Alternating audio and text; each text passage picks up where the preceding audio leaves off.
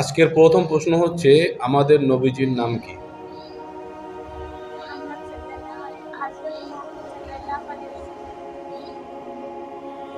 আমাদের নবীজি কত সালে পৃথিবীতে আসে?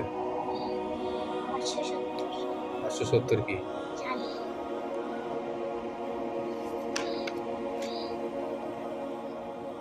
নবীজি নবুয়ত প্রাপ্ত হন কত সালে?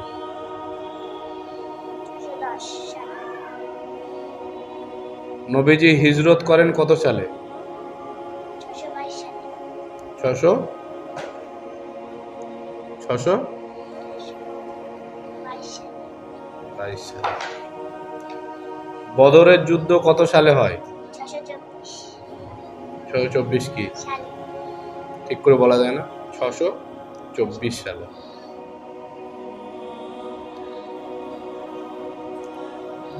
হুদায়বিয়ার সন্ধি কত সালে হয়? 628 সালে। মক্কা শরীফ বিজয় হয় কত সালে? 630 সালে। বিদায় হজ নবীজি কত সালে করেন? 632 সালে। আর কিছু ধরবো?